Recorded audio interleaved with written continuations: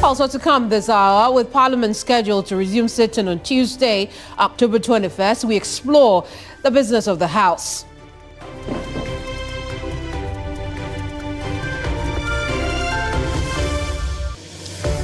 With some water treatment plants threatened by activities of illegal mining, the managing director of the company has revealed there's been significant improvement in surface stability, but riverbeds remain heavily silted, plus 64 million cedis used for dredging.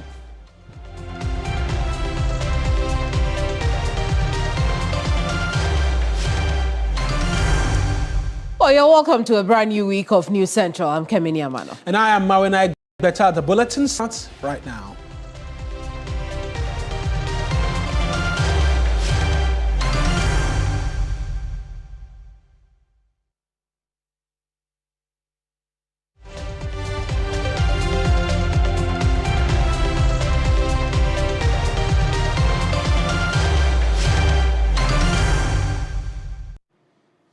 Now, Managing Director of the Ghana Water Limited, Adam Mutawakilu, has admitted a significant improvement in surface turbidity, but riverbeds remain heavily silted. He was addressing the media in Accra a few minutes ago.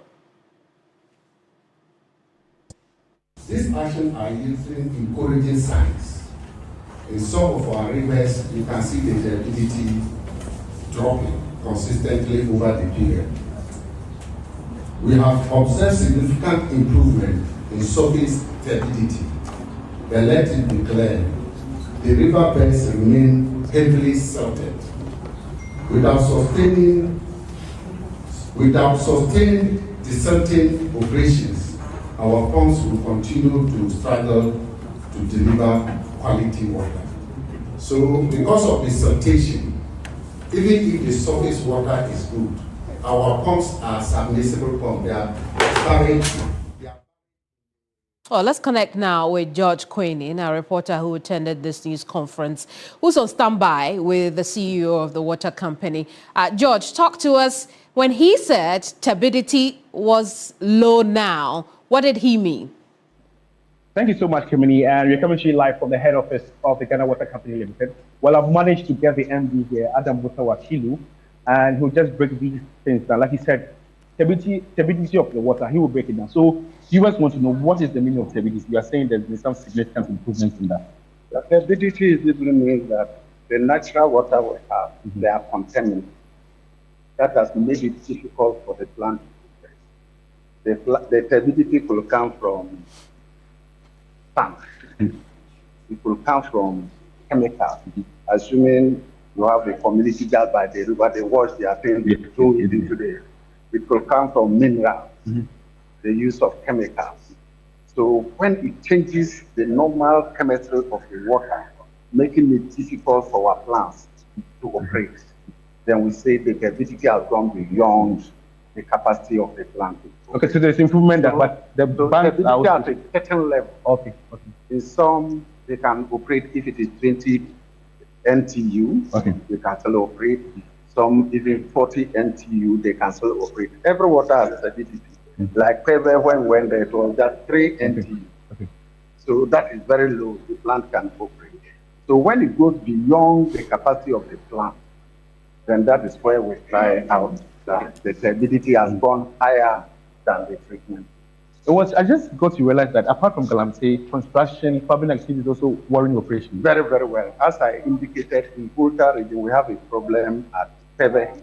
As at yesterday, they have to stop production. Oh. Because the rain has brought so much sand, and it has increased the turbidity because someone is constructing along the intake. Just along the intake. And it has caused so high turbidity, they have to shut down. And how would they cope? How would they get water? That means that is the challenge. Oh. That is the challenge. And that's why we need to work on this to make sure that the water, some construction, some sand winning, if you go to Tamale Galong, it's not illegal mining. It's silted because people are doing sand winning for building of houses and other construction. So it has silted. If you go to Jambuse in Upper West, it's as a lot of sand winning. If you go to Berekesi, the Oki River is not that heavily illegal mining. But very salted. As we speak, in 2022, the World Bank said about 6 million cubic meters of salt is being deposited there. That is making it difficult for the plant to produce. Yeah, exactly.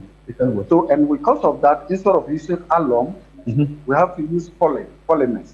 Which is expensive. Which is 5 times more expensive than alum. But do you fear there are times where we will have to import water? I believe that we have enough storage. Okay. For now. Okay. Thank God we need to protect the water leaks. Okay. And I always believe that any type of water treatment plant to be constructed should be constructed along the water leak. Because turbidity is very low when it is in volume like pond. Okay. If you go to pond, because the volume of water there is huge, the turbidity is quite okay. Well, if you just I see, George, and just before you let him go, George, what about the chemical levels in the water? Okay, what's so Kemini wants to know the chemical.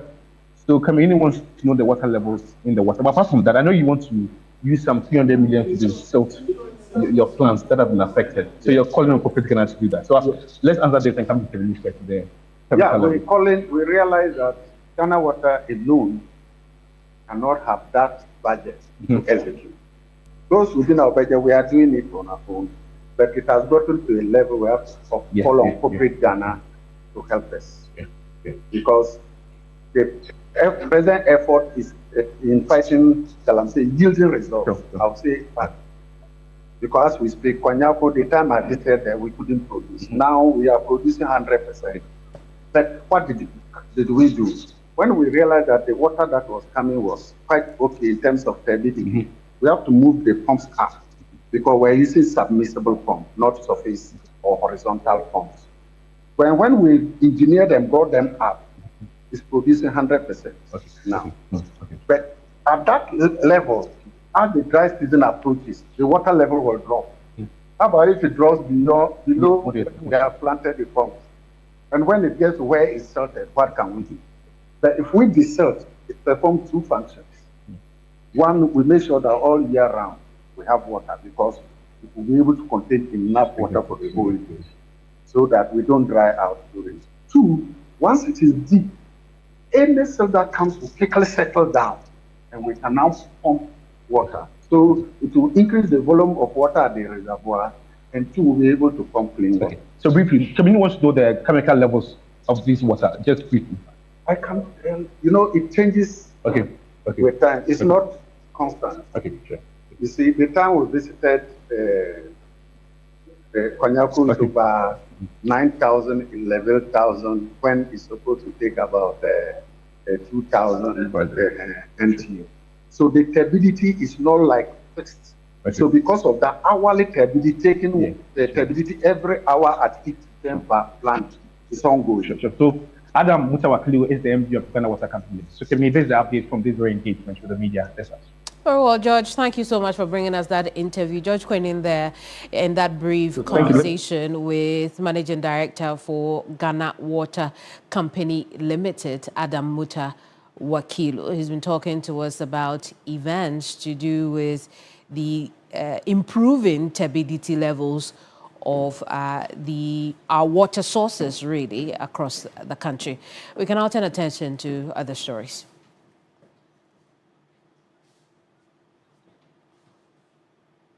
Now, the Office of the Special Prosecutor has filed fresh charges against former CEO of the National Petroleum Authority, Mustafa Abdul Hamid, and 9 others. The charges amended brings to a total of 54 counts from the previous 25. Mustafa Hamid and the 9 others are facing multiple charges, including extortion, abuse of public office, and money laundering, totaling in excess of 291 million cedis in the Ghanaian cedi, and then $332,000 US. According to the Office of the Special Prosecutor, the accused persons allegedly extorted hundreds of millions of cedis and foreign currency from bulk oil transporters and oil marketing companies under the guise of official duties. In court today, however, the accused persons were informed about an adjournment due to the unavailability of the judge. Let's connect with Lord Edward Saris, my colleague in court for us. this afternoon, because quite a number of issues. We also know that there's a development on the SkyTrain. But Lord, let's start from these amended charges as we've seen the Office of the Special Prosecutor file. Talk to us about it and what it means for the case. Right, Mawuena, and so essentially, like he indicated, the Office of the Special Prosecutor, they noted that due to the acquisition of new evidence or the discovery of new evidence, they have had reason to, as it were, amend the new charges. And so in court today, we're expecting them to withdraw the old charges that had to do with the 25 counts and then put before the court the fresh charges, in addition to which is the 29, to make it the total of 54. But that could not happen because of the new development. Now, Mawuena, I need to put on record that the case would have been heard at the Criminal Court 3, which is normally presided over by the substantive judge, who is Justice Mawuena Egbeta. We are learning that she's been elevated to the Court of Appeal, and this was the reason why she was absent in court today. And so as it stands now, that court, Criminal Court 3, has no judge, and that was the reason why the case could not come off. Now, these new charges proffered against Mustafa Hamid and then the 9 others had to do with multiple counts of money laundering. You outlined some of the reasons, the 2 incidents of the monies, which was, as it were, with the...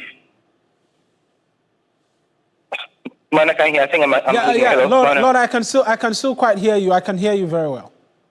Great. Yeah. So basically, the money has to do with the multiple counts of money laundering, which the special prosecutor indicated that they siphoned from working with the other OMCs, with the guys of working at the National Petroleum Authority, and so that was how come these charges were proffered against them. Now, Mustafa Hamid himself, he was present with his lawyers, and then some of the other accused persons here appeared hearty and hale, but the case could not come on. So we are waiting to see how things will pan out, because the case has been adjourned to November 13, where we are expecting them to, where we are asking the special prosecutor to put before the court the new charges after withdrawing the old charges. Right.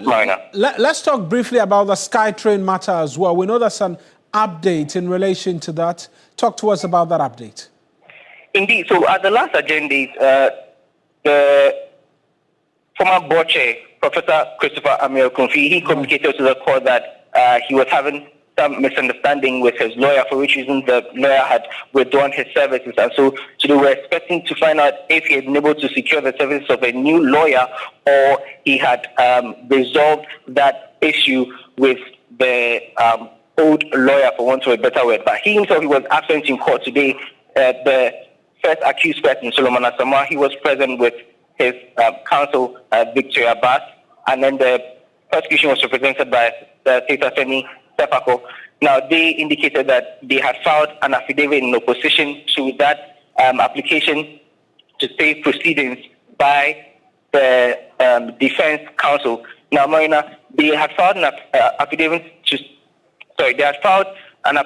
stay proceedings because they had filed an appeal against that decision by the High Court, and so they wanted to move that application, but there's been a development that the prosecution has also filed an affidavit in opposition, and they served it on them today. And so Victoria Bass, the lead counsel for Solomon Asamoah, indicated to the court that they had just been served, and so pray for an adjournment to go process this documentation, and then we'll move forward from there. And so we're back in court on Wednesday on this matter, and we'll see if Professor Ameokunfi will be in court with a new lawyer, or we'll know if there's been a resolution. And then the court will hear that application to stay proceedings. Right then, Lord, thank you very much for those details. That's my colleague, Lord Iduasare, with details, therefore, as from the court in relation to 2 matters. The first is the OSP amending charges. And so from what Lord tells us, he's expected to withdraw the first one and then put in the new or the fresh charges, 54 in total, up from 25. And as well, Professor Ameokunfi also expected in court. We'll switch from this and bring you politics because there's quite a lot developing on that front as well. And eyes remain fixed on the New Patriotic Party's January 31st primary to elect a new flag bearer.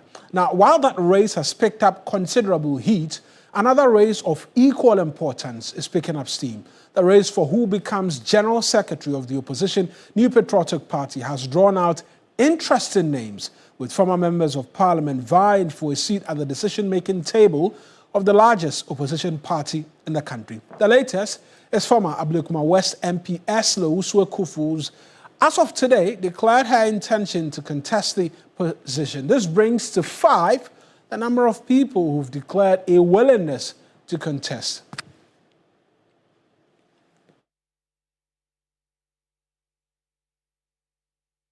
We'll walk you through this afternoon details of the individuals who have decided to be a part of this. And I mentioned 5 of them. Let's try and get the details for you. And Eslo Uswe-Kufu, most notable, since she decided to make her intent known today, is number 1 on our, in terms of the individuals we're taking a look at. And that's her. She's a former member of parliament for Ablekuma West, and also the Minister for Communication and Digitalization under the previous administration. She's made her intent known, and so we know that she will be on that ballot paper. That's if all things remain equal. Then there is, have this checked. There is as well the Justin Frimpong Kodia, who is the incumbent General Secretary of the New Patriotic Party. He says he's going to contest as well, and he will be a person of interest in this particular one as well. He's the man everybody will be seeking to beat, and that remains to be seen if it is the reality. Also, vying for that position, Eugene Boachi Entry is a former member of parliament for the Subin constituency as well. He had made his intention known very early, very early. He continues as well to be a person of interest in this particular race. And then we know as well Sylvester Tete, former member of parliament for English Yamanfrom and deputy minister for information as well. And so out of the list, we've seen 3 of them who are former members of parliament from the immediate 8th parliament, as well as ministers of state. And then the last we know, Henry Kwabena Kokofu is the former EPA boss and also a former member of parliament for the Bantama constituency. Let's try and subject all of this to a bit more in terms of analysis as to the faces we're seeing and the messaging, because Ursula says it's time to rescue the party. Is it really the case? And why so many individuals interested in this position of General Secretary? Let's speak to Dr. Samuel Efrie, he's a political analyst who's joined us via Zoom this afternoon. Doc, always a pleasure talking to you. Good afternoon. I trust that you're well. Yeah, good afternoon, Mawuena. Doing well, and I hope you too. By God's grace. Let's get into it in terms of the faces we're seeing, the individuals amongst many other things. This is looking like a race that will pick up a lot of interest and has indications to go right down to the wire. Yes, and I greet your cherished viewers as well.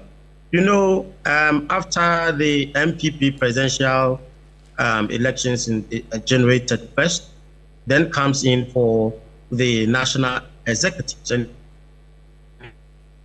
you know, that will also be one of the areas that will be keenly contested, especially all the positions. But you realize that for now, the secretary position is highly contested in terms of people that are coming in. And you know, all these positions, that is the general secretary, the MPP structure is quite different from the NDC, where the MPP, the general secretary, is at least the position that secretary, the position of that one is it weights much power and also authority within the party structure.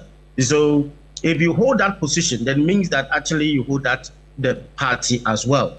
So when you remember, you realize that the current executives have some quite challenges in terms of their leadership, where the chairman is, at least to use the word, incapacitated for him not to perform. And at the same time, you have the secretary and other executives as well. But their performance currently realize that the national executive is not much up to expectation of the grassroots level.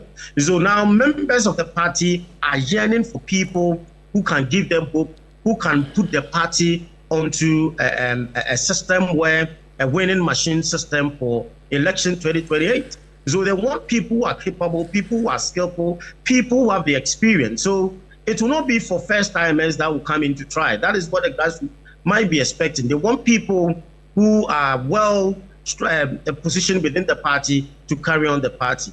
But that is when we realize that, for the general secretary for the MPP, I think it's a main dominated position all this while. So for Esla coming in will be challenging enough, but you know that for her, she has built herself strategically within the party, that currently you realize that she is one of them that when it comes to the party structure, most of the top experience, being a minister for all this while, I think for 8 years, and also a gender activist, you talk about MP. So when you compare with the May contestant, I think that she can also fit in and fight for her position as well. But right, let's zero in on Ursula as to what she brings into the position, and these are all hypotheticals. In fact, you've spoken to her acumen, the level she's risen to in terms of political office. But what will she be bringing to the position like the general secretary of the New Patriotic Party? Were she to go on and win it, the sort of individual she is, what she will bring, the dynamism and what have you that she will bring to that position for the New Patriotic Party? Yes, Mawuena, you can see that she brings in a lot of experience. Also comes along with the grassroots. You see, she is known within the party for all this while, especially when it comes to activists. In terms of, he's one of those women that can fight. When I talk about fight, can express a view, can be confrontational. That is the kind of Esla that we all know when we talk about gender activists, when we talk about his posture. So for now, the MPP or the grassroots want someone who can manage the party, at the same time can also make the party visible in terms of what the party stands in for. So for me, and I also learned that the women organizer, the other lady from I also want to contest. So when you look at the position of Esla comes along with a lot of male power kind of visibility for her to able to handle that position. Administratively, be a legal person, being a minister, when it comes to administrative, I think that she is more qualified one, but is a main dominant. The issue is that is a main dominant position, and she coming in, the question is, can she perform? Can she handle the position? Can the grassroots also trust her for that position? And that is what matters. And I think that for some of us sitting afar and observing afar, I think she qualifies and she can bring a lot to bear for the party. And looking at the situation where now the party, should I use the word imbalance in terms of the president, because right. the role of the general secretary will be critical after the election, because wherever it goes, it still will bring the party into a level of differences and maybe conflicts where the general secretary need to play a key role in this direction. Just quickly, a male, just quickly on the incumbent himself. What does this say about him, considering that we're seeing 4 people already line up wanting to challenge him for that position? A vote of no confidence in him, or this is a contest everybody can be a part of, and so it's just fair that people challenge him? Just briefly. Well, Mawuena, I think I'm one of those that have been asking for the block resignation of the current executive once the party lost in 2024, because for me, they don't, because if in your term the party has lost briefly and all the executives should have even apologized to the party members and resign on block and come along with an interim executive to even run these elections. So for me, I don't think that the current executive deserve some kind of re-election. I think they have to bring in more or new faces for the rebrand of the party or to reposition the party. If not, I'm sorry that you might not see how this will, because you know the MPP party is a party of high-level kind of educated and those kind of, you see, and you need to have a cloud within the party leadership so that you can control them. And I know the current secretary has lost it because he doesn't have that cloud to hold those members, as me to use the word, the big men within the party. But I think you need a secretary that's tough, because I've been comparing the executive of the NDC and the MPP and realize that the MPP falls short of the kind of cloud that we are talking about.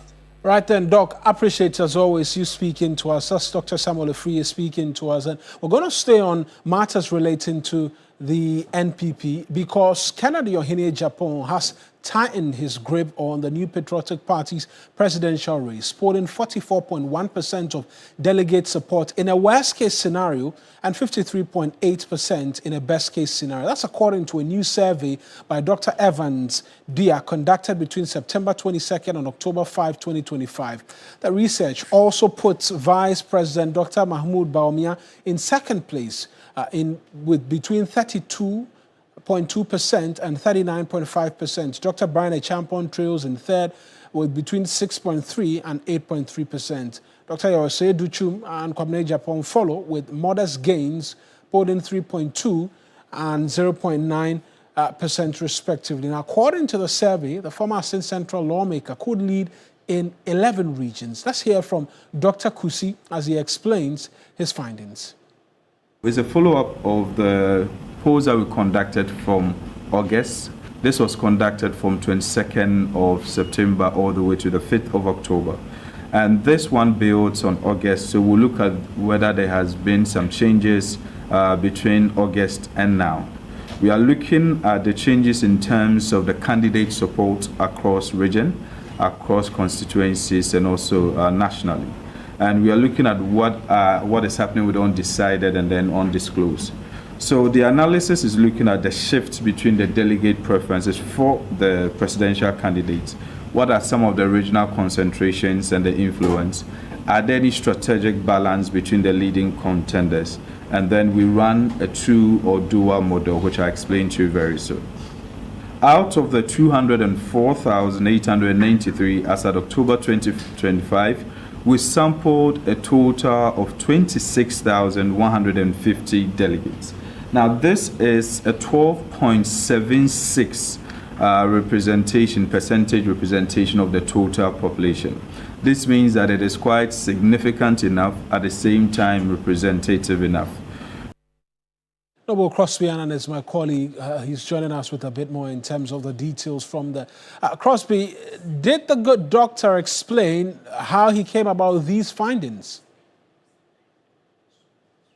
Mawuena, so Dr. Kusi explained that this data he has gathered is from a sample of 26,150 delegates, and that, in fact, according to the number of delegates to vote in the NPP presidential primaries, it's about 12.76%, and he says that's a good representation, and he explained the dynamics of the research, and I mean, he's also emphatic that it is not 100% without bias, but it is also a follow-up of the August research he conducted, an update on the August baseline to know which changes have occurred from August up until now, whether candidate support across the regions are increasing, what are the shifts and the balances in the various constituencies of the various regions according to the preferences of the delegates, Mawuena.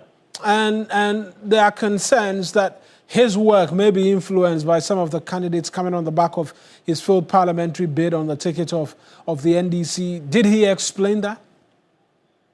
Well, we asked him about it, and what he's telling us is that he is indeed an interested party, and he's an interested party because of the fact that he is a member of the NPP. In fact, he contested the It just so parliamentary seat when during the primaries, but he was not able to win the seat. And he's saying that although he's an interested party, the poll that the research has conducted is without bias. It is following strict ethical and research standards, and it is just to help him himself to be able to make a decision as to which camp he should follow, which camp he should belong to. So it is also to help the candidates to pick it up and then strategize on how to consolidate their gains or build up from where they are losing.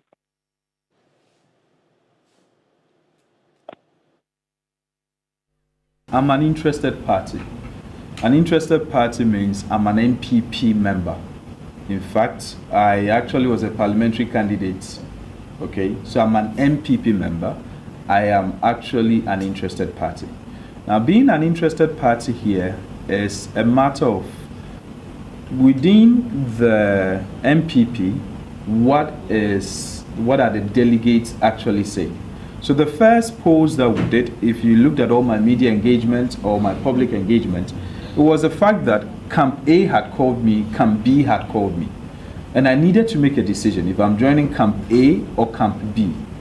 The research was done for my own decision. In other words, with no engagement with Camp A or with Camp B. And then I went on to do, so the first one we did was 8,000, which was not public. And then I increased it further to 20,000.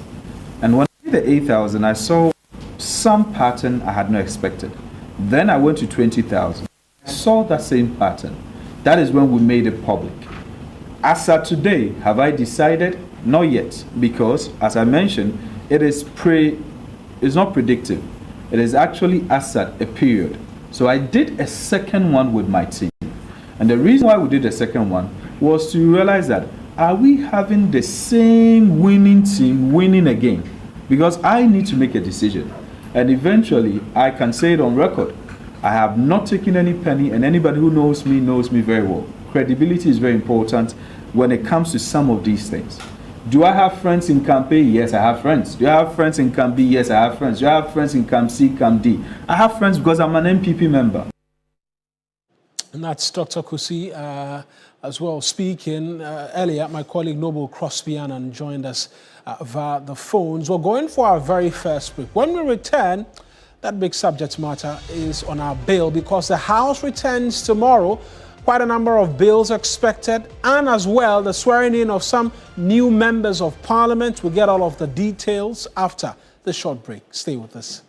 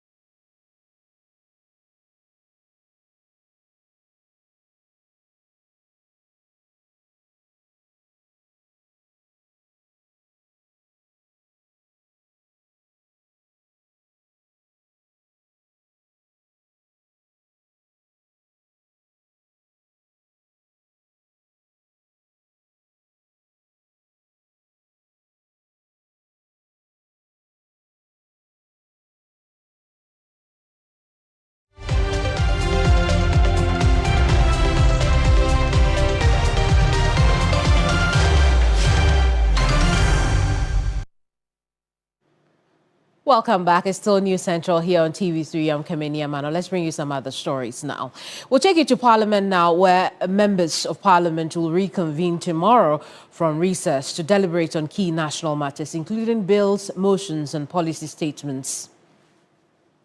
The upcoming meeting will be the final one for this year and is expected to feature a number of issues, including bills, motions, and statements. Let's connect now with Christian Yale, who's our correspondent on the ground. Christian, good afternoon to you. What can you report from Parliament? All right, Kemini, so right now when you get to the presence of Parliament, there are some preparatory works that are ongoing from the main entrance to the chamber itself. And then when you see the, Job 600 building, which houses all the offices of the MPs, it is going to swing back in full action from tomorrow. But of course, we know that over the period of the recess, some of the committees have been working, like the Public Accounts Committee, as well as the Committee on Local Government and Rural Development, which have been holding a number of public hearings, and even as well, a number of press conferences by the minority as well as the majority caucuses. But see, there are a number of key items, some which you've already mentioned, and the major one on the ticket of Parliament is the reading or presentation of the 2026 budget, which would give us a good understanding of how government intends to spend in the 2026 fiscal year. And so the estimate for the various ministries, departments and agencies, and the passage of the appropriation. This usually would come with a lot of debate. Now, when you take that one aside, Kemini, we know that there are a number of legislative instruments that did not mature before the House went on recess the last time. So what it happens usually is that from the resumption, which is tomorrow, the counting for the maturity of those legislative instruments would resume automatically. And so those LIs wouldn't be reintroduced, but a subsidiary legislation committee will just go ahead to lay a report on it once the maturity date is set. Also, there are some bills like the Ghana Scholarship Authority Bill, which was opposed by some civil society organizations and also by some members of the minority, which would likely be back on the floor. But apart from that, another major one, Kemini, is the possible or the expected swearing in of the two new members of Parliament, i.e. Tamale Central for Professor Ali Duseidu and Akwetia for Bernard Bediako. I've had some, backdoor conversations with both of them, and they are brimming with hope and excitement ahead of the swearing in. But you also would expect some possible legislative instrument on legal education in Ghana, as well as Supreme Court rulings, and especially how Supreme Court justices are removed. Kemini. Well, I see, Christian, what time do they come from recess tomorrow? It is expected that the House would reconvene from 2 p.m. tomorrow. But obviously, before that would happen, you would have a lot of the MPs showing up to more or less have some tete-a-tete with their colleagues, as well as one interesting thing about even the numbers.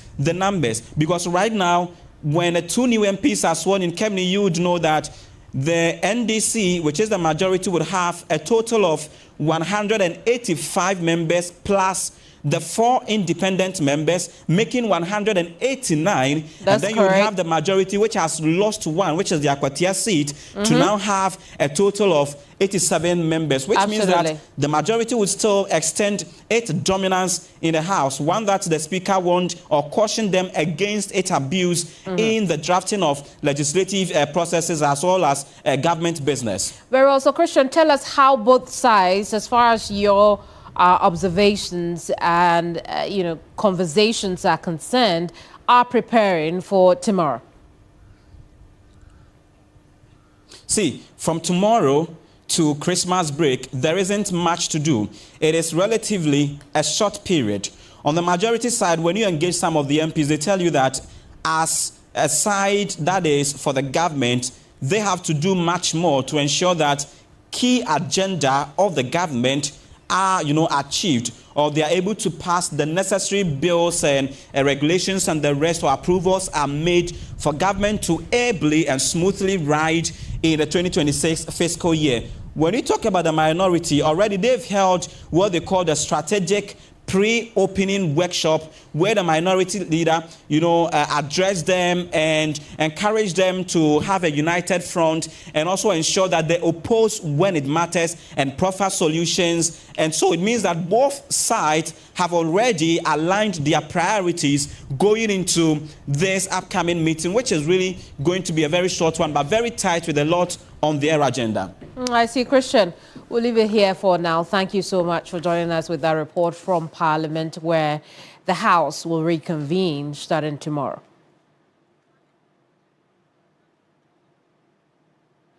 And we're going to be bringing you a bit more in terms of news, but Christian with the details from Parliament for us, where, like we mentioned, the House is expected to reconvene tomorrow. But away from that, Western Regional Minister Joseph Nelson has urged security forces at the Elubu border to remain vigilant ahead of the Côte d'Ivoire October 25 presidential elections. The call comes after reports that about 1,500 Ivorians have entered Ghana in the last 3 months seeking safety.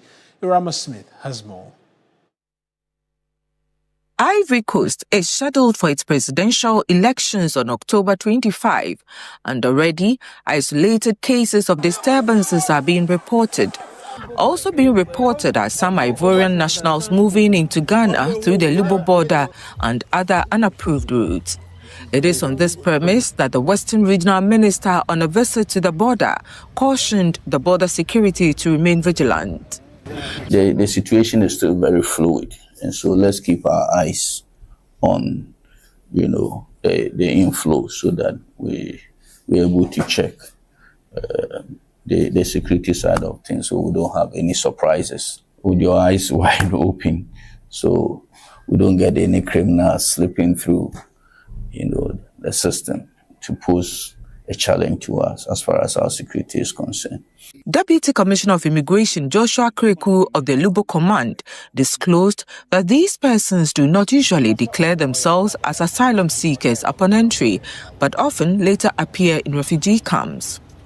Rationally, people are taking precautions by leaving the country to find safe havens, and then maybe after the elections, if everything is fine, they go back. So we have also noticed that the numbers are going up, maybe, but there isn't a situation where people are carrying their bags to cross the border to go there. Fearing a resurgence of election violence, some Ivorians are reportedly seeking asylum in neighboring countries ahead of their presidential elections. This mirrors a pattern from over a decade ago, when post-election turmoil forced many to flee, with a significant number finding refuge in Ghana's Nzima enclave. Information being picked by TV3 News indicates approximately 1,548 Ivorians have entered Ghana within the last 3 months, though their precise locations remain unknown.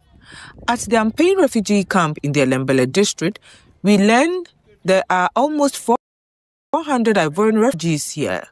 Didier Denyan is an Ivorian refugee.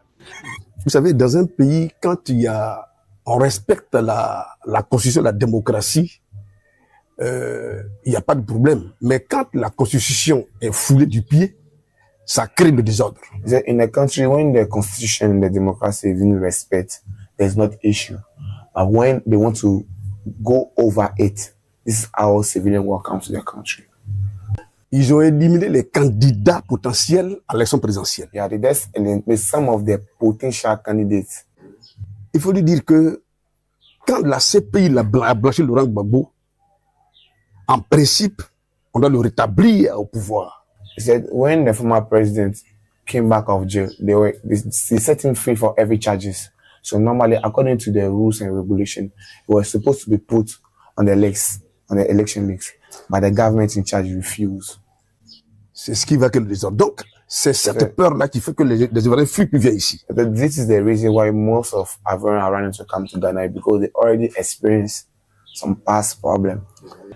Irama Smith, TV3 News, Ampain. Now, as part of efforts to create an enabling environment to maintain stability and fight disinformation and misinformation, European Union Ambassador to Ghana paid a working visit to Media General to explore new areas of collaboration between the two institutions. The ambassador applauded Media General for its fair, balanced reportage on issues.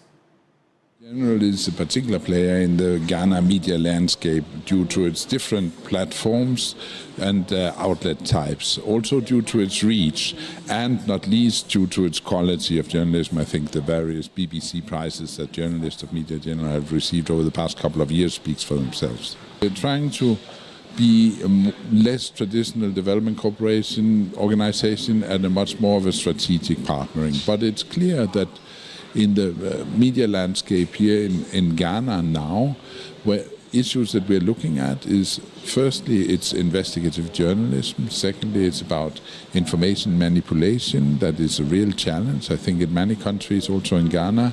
And finally, it's about producing news in local languages in order to increase the outreach.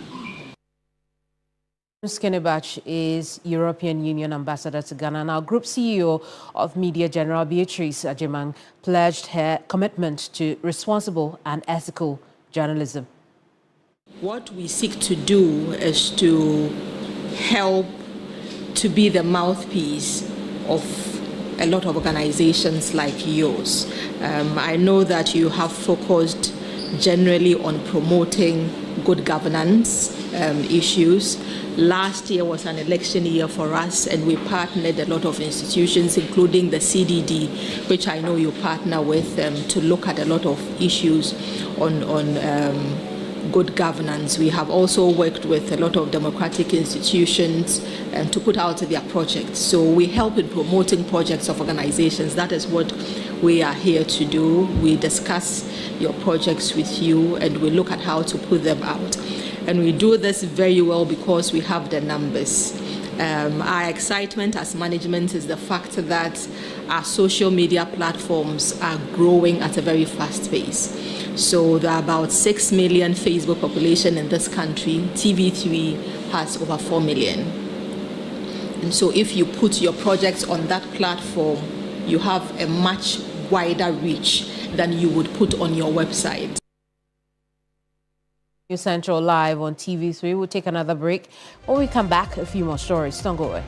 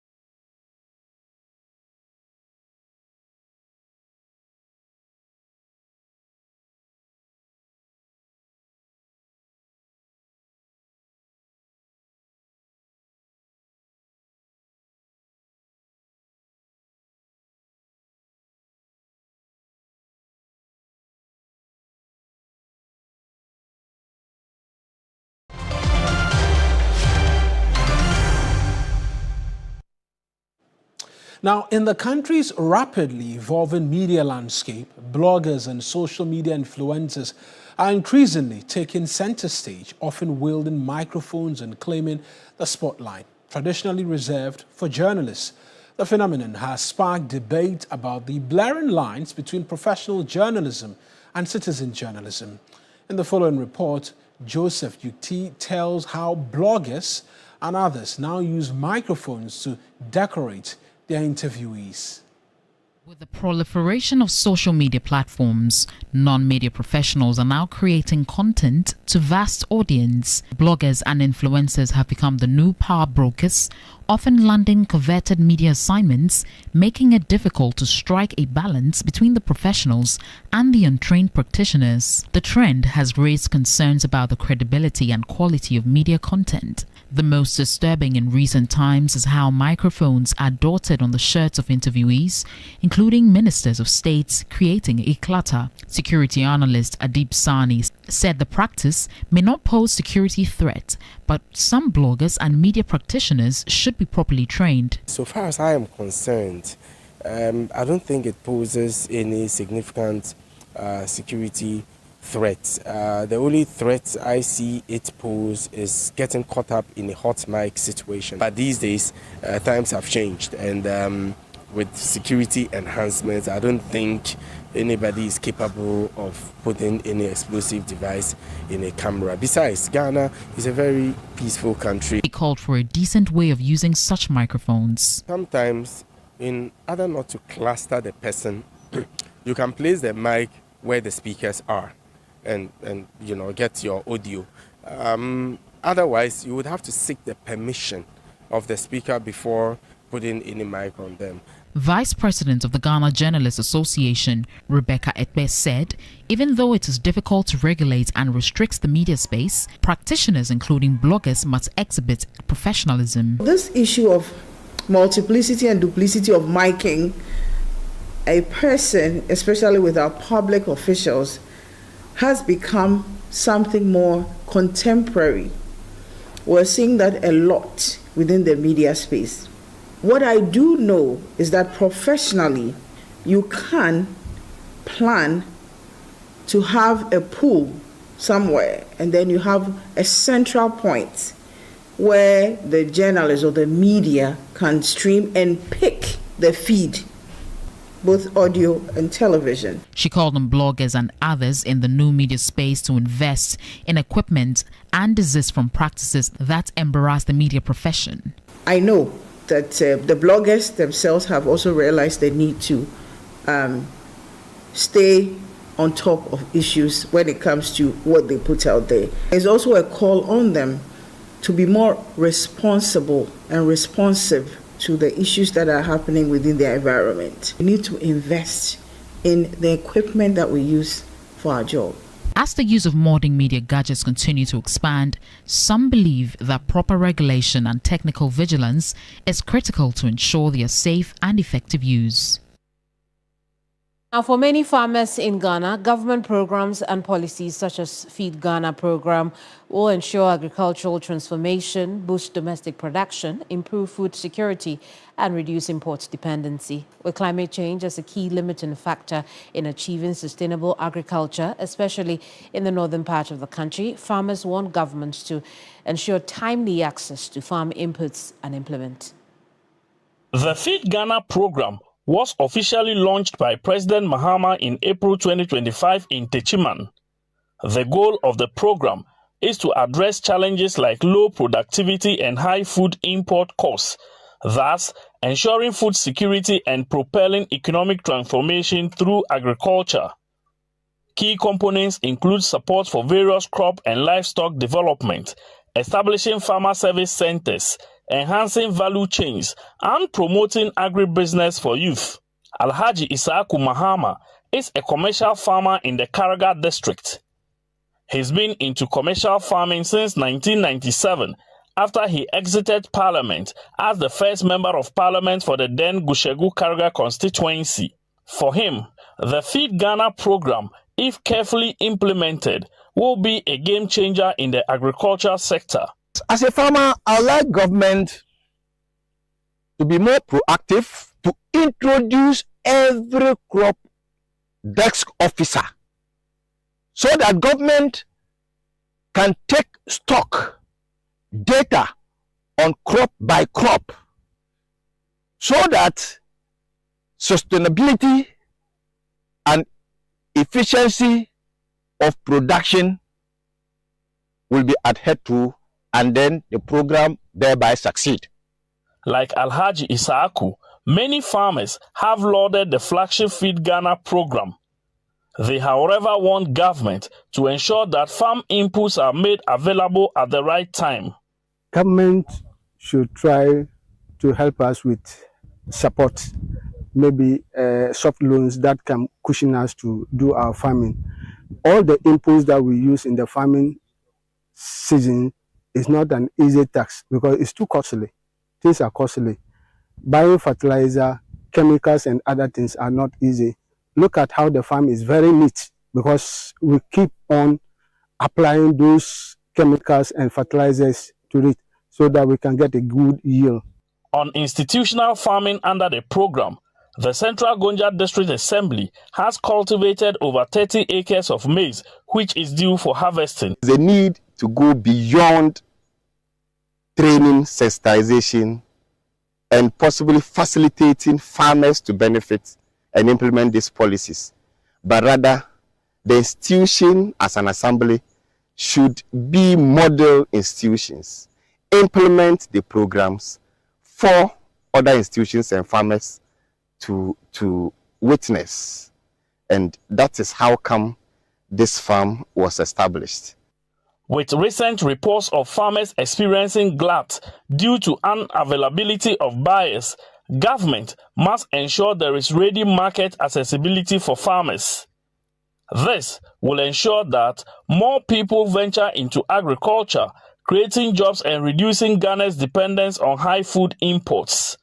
A reduction in import costs will in turn help strengthen the Ghana cedi and improve the purchasing power of Ghanaians by lowering food costs.